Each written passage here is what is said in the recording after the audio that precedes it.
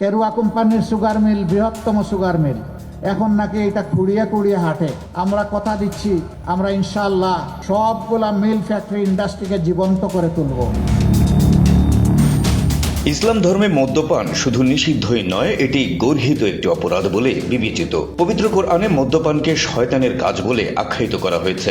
হাদিসেও মদ্যপানের বিরুদ্ধে মহানবী সাল্লাল্লাহু আলাইহি ওয়াসাল্লামের একাধিক বাণী রয়েছে। অসংখ্য মানুষের কর্মসংস্থান হবে, দেশ উৎপাদনে এগিয়ে যাবে, এইভাবে নতুন নতুন কারখানা গড়ে উঠবে। আল্লাহ তাআলা কুরআন মাজিদের সূরা আল মায়েদায় বলেছেন, হে ঈমানদারগণ, নিশ্চয়ই মদ, জুয়া, মূর্তি ও লটারির তীর এসব নাপাক ও গর্হিত বিষয়, শয়তানের কাজও বটে। সুতরাং এগুলো থেকে তোমরা সম্পূর্ণরূপে দূরে থাকো, তাহলেই তোমরা সফল কাম হতে পারবে। শয়তান তো এটিই চায় যে মদ ও জুয়ার মাধ্যমে তোমাদের পরস্পরের মাঝে শত্রুতা ও বিদ্বেষ সৃষ্টি হোক এবং আল্লাহ তাআলার স্মরণ ও সালাত থেকে তোমরা বিরত থাকো। সুতরাং এখনো কি তোমরা এগুলো থেকে বিরত থাকবে না? এ বিষয়ে রাসূলুল্লাহ সাল্লাল্লাহু আলাইহি ওয়াসাল্লাম বলেছেন, যে সকল পানীয় নেশা সৃষ্টি করে তা হারাম।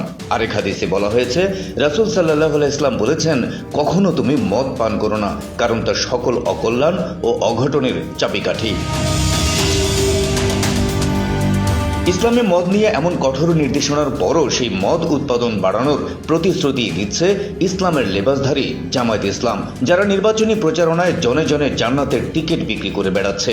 তারা বলে বেড়াচ্ছে, দাড়িপাল্লায় ভোট না দিলে খোদার কাছে জবাবদিহি করতে হবে।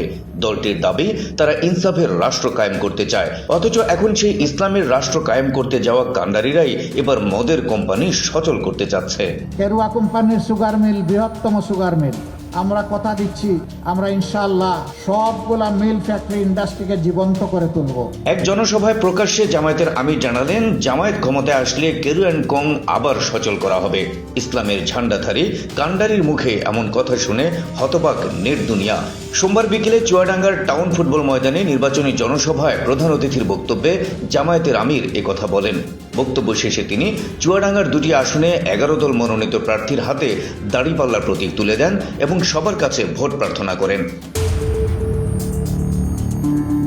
জামায়াতের আমির বলেন, কেরু অ্যান্ড কোং সহ যে সকল মিলস ধুকে ধুকে চলছে তাদের আবার সচল করা হবে, বেকারদের সেখানে কর্মসংস্থান করা হবে।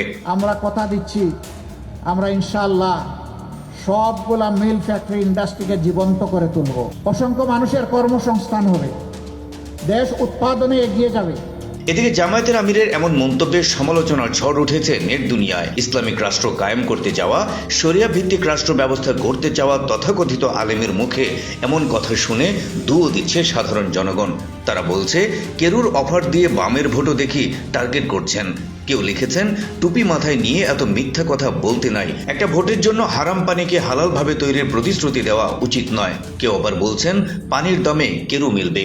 জামায়াতের এসব বিতর্কিত কর্মকাণ্ডের কারণে ইসলামের চরম অবমাননা হচ্ছে বলেও মন্তব্য করছেন কেউ কেউ।